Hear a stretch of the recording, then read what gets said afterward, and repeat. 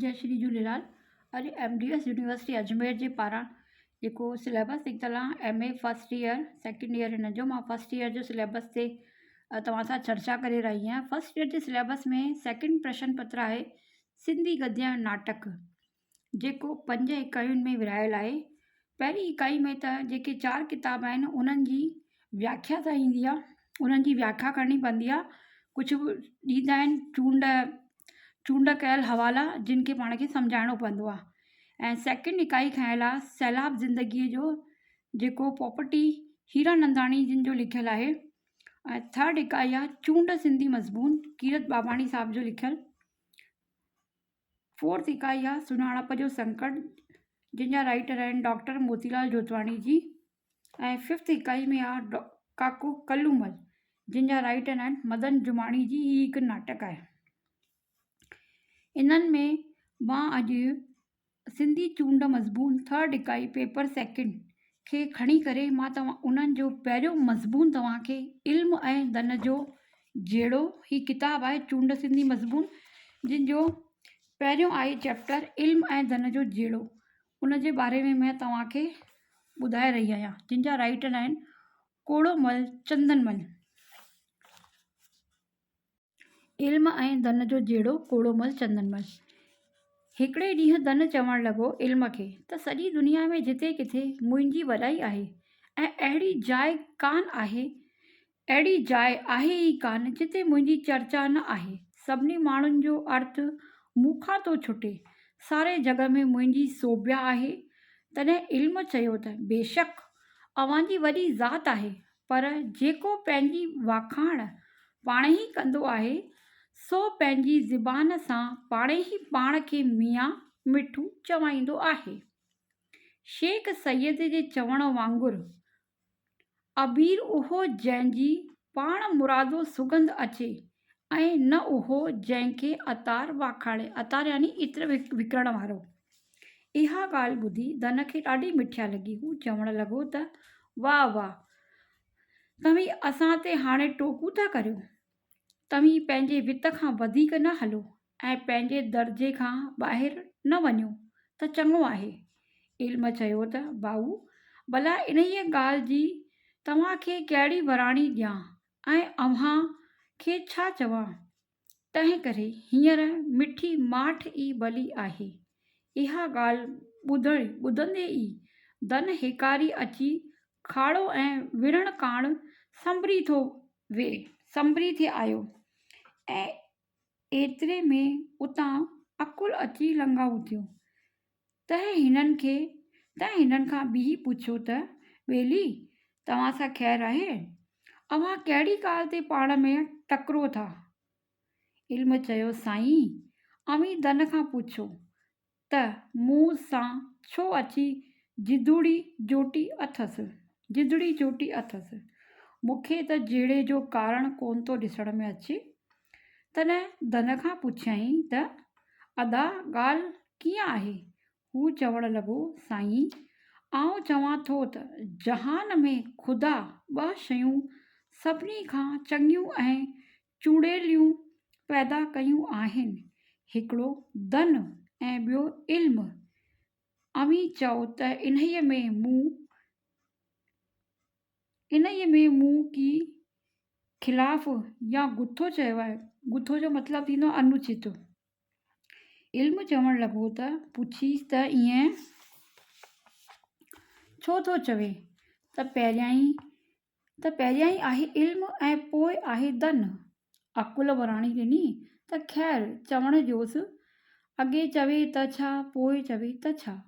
तॾहिं धन चयो त मूं चयो इल्म खे त सारे विश्व जो अर्थ मूं मां थो थिए ऐं सभु कंहिं जो मूं ॾांहुं आहे, तंहिं ते ई पियो थो मूं सां वात पवे। तव्हीं चओ त मूं इन्हीअ में कहिड़ी गैर रवाजी ॻाल्हि ॻाल्हाई आहे? तॾहिं अकुल चयो त अजाई दावा का कंहिंजी हलंदी न आहे। जेको अजायो रुतबो रखंदो आहे तंहिंखां हर को मामलाई ऐं कूड़ो सम्झंदो आहे। तंहिं करे सभु कंहिंखे सही रस्ते ते हलणु घुरिजे। हाणे जे तव्हां ॿिन्ही जे विच में इहो तकरार उथियो आहे ऐं अव्हीं ॿई मूंखां इंसाफ़ था घुरो त अव्हां मां हिकिड़ो हिकिड़ो पंहिंजी दावा चई वञे। पंहिंजा पंहिंजा दावा पेश कयो, केरु वधीक ज़ोरदार आहे। धन चवणु लॻो त आऊं उहा शइ आहियां जा सियाणा तोड़े मूर्ख खे सभु कंहिंखे प्यारी लॻे थी। जेकॾहिं आऊं न हुजां हा त जहान जो कोई कमु न थी सघे हा। ॾिसो त मुंहिंजे काण माण्हू कहिड़ियूं कहिड़ियूं हुकूमतूं उपाव ऐं हीला ऐं हवाला था कनि, चोरी था कनि, दगाबाज़ी था कनि ऐं कंहिं वेल त माण्हू बि मारियो विझनि ऐं पंहिंजे सिर तां आहो खणी जंग में था विढ़नि। अहिड़ा ॾाखड़ा इल्म वास्ते केरु थो करे? मूं खां सवाइ कंहिंजी बि नथी सरे ऐं इल्म खां सवाइ घणेई हलनि चलनि पिया। तॾहिं अकुल इल्म खां पुछियो त तव्हांखे इन्हीअ बाबति कहिड़ो जवाबु ॾियणो आहे?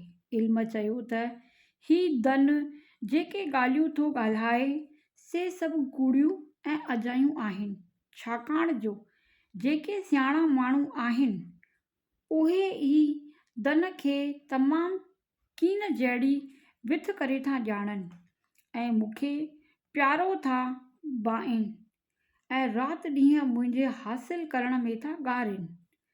अणॼाण माण्हू त नेक ऐं बद जो संदो सीड़ो बि कोन खणंदा आहिनि ऐं ही जो चवे थो त आऊं जे पृथ्वीअ ते न हुजां हा त कोई कमु न थिए हा, सो इहा दावा बि हिन जी खोटी आहे, छाकाणि जो दुनिया में इल्म ऐं हुनर न हुजे हा त सभु कम धंधा माल ऐं धन असुल हुजे ई कीन हा ऐं मुंहिंजी वाहिर करे माण्हू सची इंसानियत जे दर्जे खे पहुचे थो, पंहिंजे धणीअ खे सुञाणे थो ऐं साईं ऐं सही राह ते हले थो ऐं उपाइण हार जी वॾाई ऐं कुदरत जा तमाशा ॾिसे थो ऐं ॿिया तरह जा अहवाल ऐं समा मालूम करे सघे थो।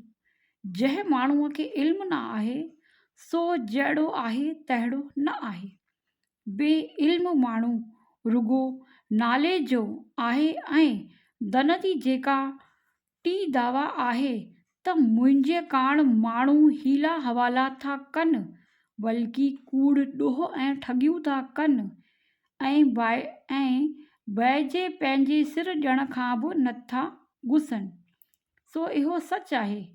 पर सियाणनि माण्हुनि खे इहा सभु ॻाल्हियूं नापसंदि आहिनि, छाकाणि जो जिन कमनि मां फ़साद ऐं ज़ुल्म जूं ॻाल्हियूं उथंदियूं आहिनि तिन मां कहिड़ी भलाई पुॼंदी ऐं इल्म मां अहिड़ी बुराई थींदी का न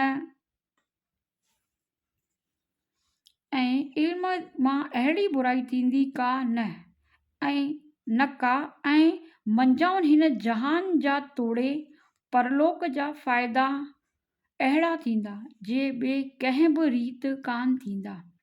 तंहिं करे अव्हीं क़यास ऐं इंसाफ़ करे चओ त इल्म चङो कीन धन चङो।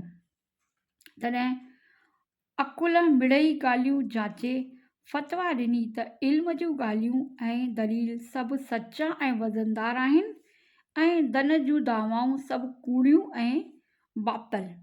इल्म जीते वियो ऐं धन हाराए वियो।